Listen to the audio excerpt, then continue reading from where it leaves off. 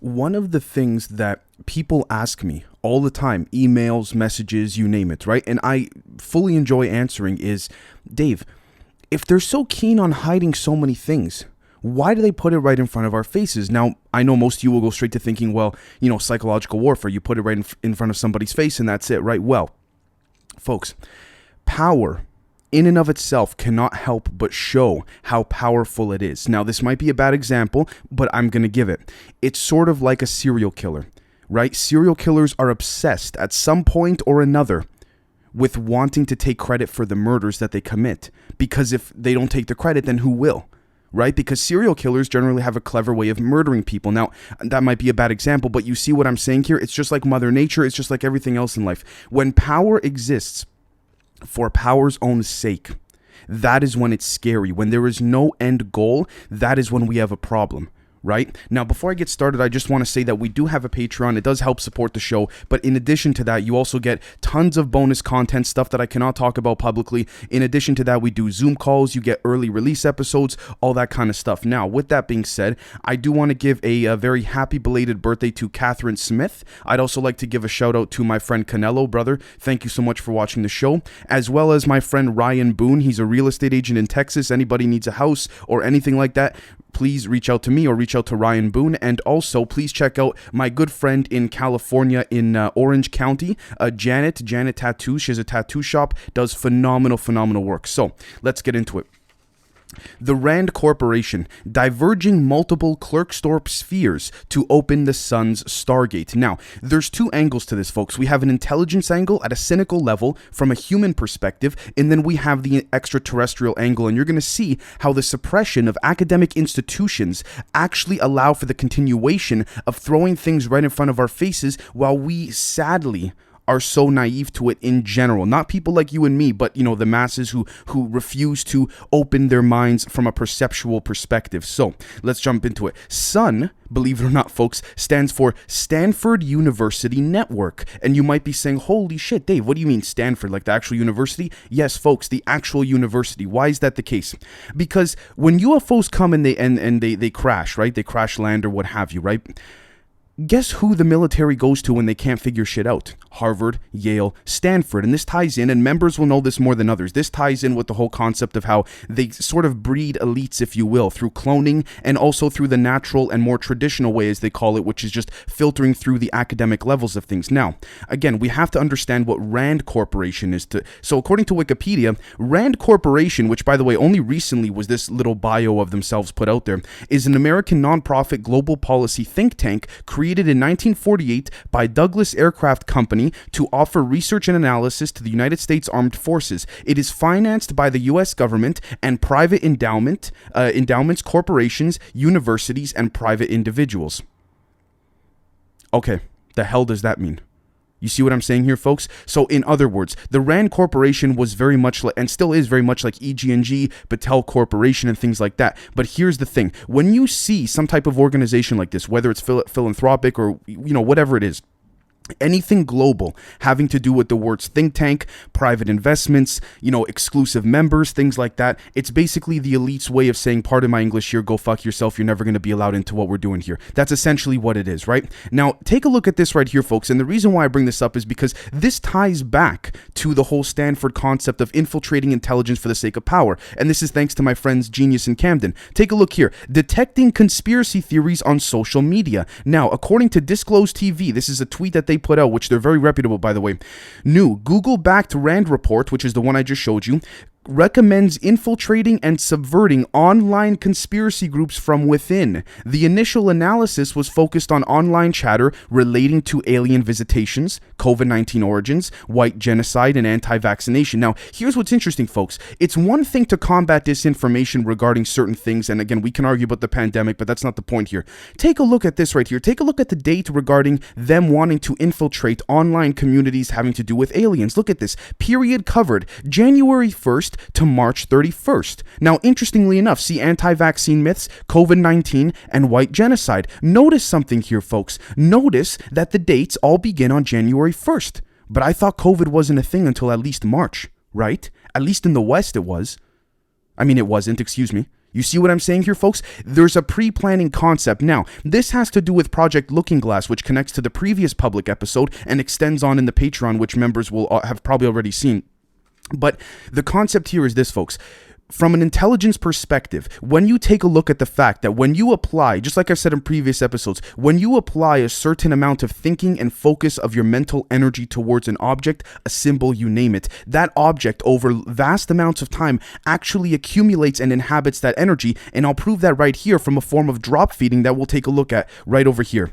Scientists, according to techexplore.com, scientists report new synapse-like phototransistor. Researchers at the U.S. Department of Energy's National Renewable Energy Laboratory, NREL, which by the way is also backed by the RAND Corporation, and also, quick fact, Nancy Pelosi's husband also sits on the board of the RAND Corporation. But anyways, developed a breakthrough in energy-efficient phototransistors. Such devices could eventually help computers process visual information more like the human brain and be used as sensors in things like self-driving vehicles. All right, now take a look at this right here.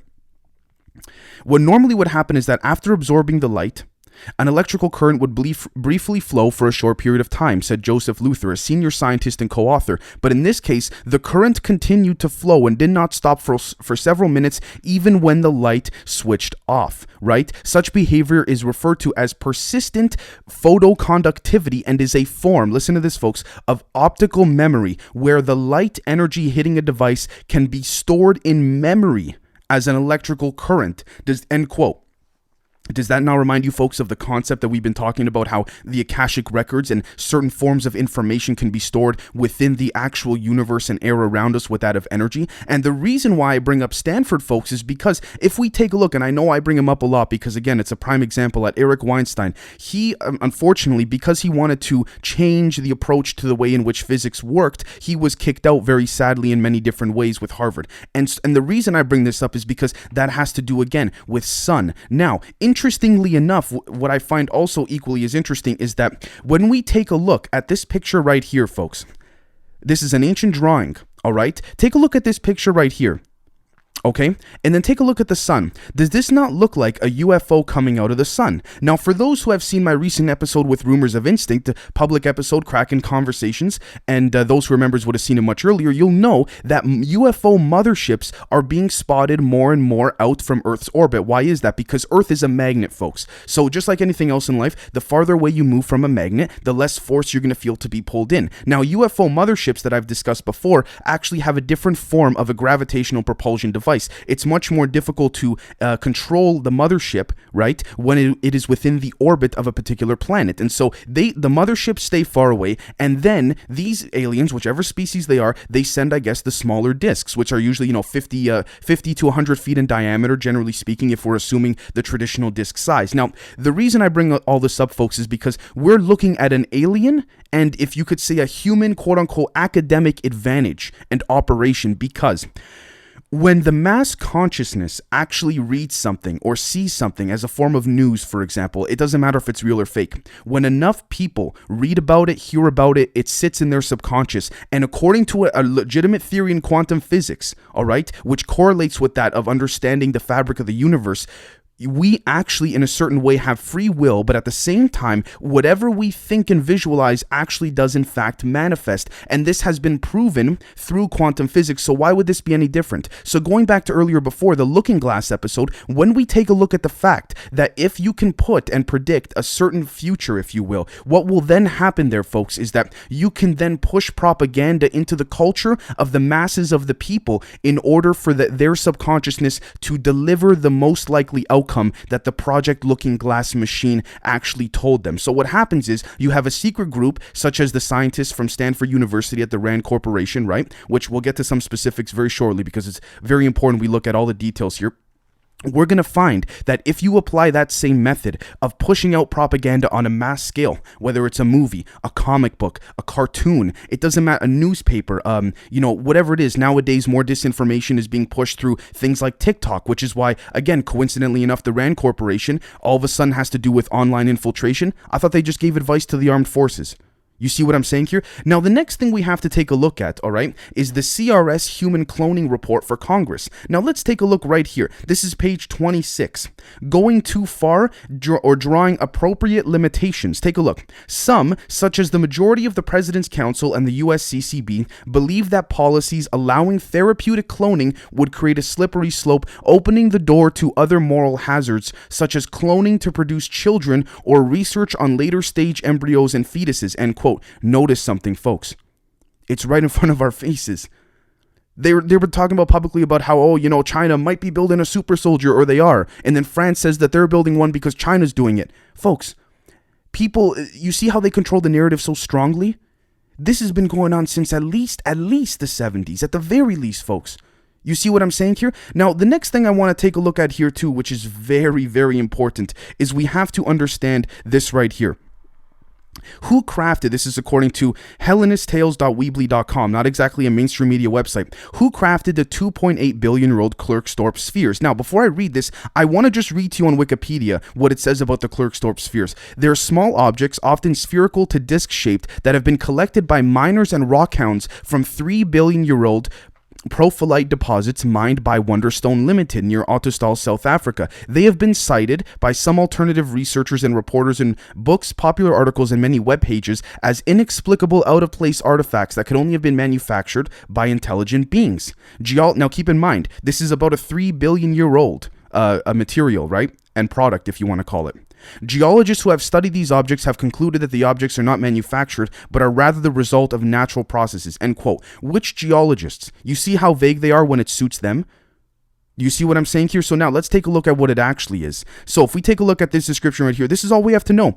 2.8 billion-year-old spheres balanced with 100,000 thousandths of an inch from absolute perfection have created confusion among experts. They vary in size from 30 to 50 millimeters in diameter and have perfectly concentric grooves, around the center as if they were molded. All right. Inside the hard shell, some have a spongy substance, while in others it resembles charcoal. Does that not remind you of the article we just looked at? All right, do you see where this is going, folks? Now, let's take a look here, because some of this is made out of pyrite. So, the mineral pyrite, also known as fool's gold, is an iron sulfide, blah, blah, blah, blah. Long story short, it gives a superficial resemblance to gold, hence the well-known nickname of fool's gold, end quote. Now, notice something, folks. These balls, these Klerksdorp spheres, if you will, are actually made of pyrite amongst many other things, but notice how they appeared to look fake and look like gold, but they were fake. Could this have been a resemblance of the Archons or the Anunnaki, if you will, that basically humans were allowed to replicate what they were doing for these beings? And this diagram would show that with the sun right here that I'm putting up again. Look at this drawing right here. The Smithsonian refuses to comment on this drawing. What does that tell you? Because if it was fake, I'm telling you, they would just say it, right? Because again, like I said at the very beginning, power loves to explain how powerful it is. You see this right here? What's that? What are those? Those clearly look like UFOs coming out of the sun, and we see mothership pictures that I've been putting up probably this whole episode of UFOs near the sun more and more now, right? What is that? Winnie the Pooh? You know what I mean? So anyways, let's move on. So let's take a look right here. Astronomy.harvard.edu. Now, what we're going to find here, folks, is that astronomy within the Harvard department actually ties in with astrophysics, or origins of life, the Institute for Theory and Computation, and the head of the Harvard astronomy department. Now, let's take a look at this. Guess who, by the way, advises on all those departments? All right? Harvard professor, Bloomberg.com, reaps 17,000% return on early Moderna bet. Timothy Springer. Now, I'm not trying to denounce the guy, but we have to call things like they are. So take a look at this right here. Timothy Springer thought his fortune was excessive even before he became a billionaire. All right? You know what he basically did? End quote. He invested in Moderna a year ago, April 2020. Before there was any talk of Moderna, Johnson & Johnson, Pfizer even developing a vaccine. Now, I'm not trying to bring COVID into this, but what are the odds? So it just goes to show you, for people who say, oh, these elites, these academics, they don't have a plan. Folks, they have a plan, let me tell you. Now, let's take a look at this right here. Cognitionmatrix.com. Intelligence officer releases a NASA video showing the 3,200 kilometer long alien spacecraft. Now, what's interesting about this right here, folks, is that look at these photos right here. This is why they're so far from Earth, because they have a different orbital field and propulsion-based system. But one thing that this article did get incorrect, I have to say, is that the ship, and I know which case they're talking about here, was not 3,200 kilometers. It was 3,600 kilometers. And those on Patreon got a bit of an early preview of this on our Zoom call a couple nights ago, which is that I mentioned the fact that, notice, all of these craft have to do with same numerical values of 3, 6, and 9, similar to Walter Russell's The Universal One, right? So why is it that the distance is so precise in that of the numerical value relative to quantum physics and astrophysics within the realm of the, at least of this dimension, if you want to call it, right? Now, the next thing I want to take a look at right here is this right here, howandwise.com. Man from Wyoming traveled 163,000 light years from Earth with alien named S.U.N. Okay, while hunting a deer, a man from Wyoming met an alien who had come to Earth also to hunt deer. The alien drugged the hunter, I know this sounds ridiculous, but bear with me, and then took him to his planet. On October 25th, 1974, 41-year-old Carl Higdon, who worked in the oil industry, went hunting for a weekend to the Medicine Bow National Forest in Carbon County. Now, here's what's interesting, end quote, before I go on. You want to know something interesting? Carl Higdon, his cousin's best associate, as a matter of fact, is Timothy Springer. You see how they keep it in the circle. So we could dare to say that this man from Wyoming who was abducted was not some random abductee whatsoever. Now, let's take a look right here. Higdon was an experienced hunter, but he had not yet seen such a forest. It turned out to be a remote and uninhabited area with no signs of human presence. Long story short, he saw a deer. He was about to shoot the deer when something very strange happened. He aimed, fired, but suddenly the shot was completely silent and the rifle did not recoil. And then Higdon watched in amazement as the bullet from the rifle flew ahead in very slow motion. Alright? Higdon went to pick the bullet up and saw that it was flattened as if it had hit something very strong. The deer had already fled by that time, but Higdon was not alone. So, end quote. Long story short, he said that this is basically, I'm putting the picture up right now, this is the drawing that he accurately represents the alien showing him himself and using electromagnetic frequencies and gravitational fields within that of the sun mechanism, similar to the Project Looking Glass concept that allows him to do these kind of things. Now you might be saying, oh my gosh, he's got antennas on his head, this looks like something out of a cartoon. Again, power cannot help but brag how powerful it is by showing it right in front of our faces and saying, pardon my English here, folks, go fuck yourself. And if anything really does happen, nobody's going to believe you. And it's true, and it's very, very sad to see. All right? Now, the next thing we also have to understand here, too, about this whole concept is that these aliens are testing the academic cynics, the very evil people, I would dare to say, at Harvard, Yale, you name it, on the human side of an intelligence angle to try and say, okay, listen, we're trying to reveal ourselves to you in a form of soft disclosure, but are you willing to accept it? And the reason I bring this up is because they pick people who they know, relative to human culture, are appropriate and important to the point in which they would assume someone would believe him. Because look at who he abducted. Look at who this alien abducted. The cousin of a guy who's a highly respected Harvard professor. Right? You would think people would believe them. Nope. See, this is how aliens keep testing that form of disclosure ultimately, right? And so, what we have to understand is that the sun ultimately is a Stargate that is being used by different motherships to come back and forth to correspond with these different beings and with these different humans relative to the predictive programming angle on Earth. And the reason why aliens don't get involved, because people will say, Dave, how come, for example, aliens don't just make themselves known to the world and all that? Well, because we are under, and this is thanks to my friend at Rumors of Instinct,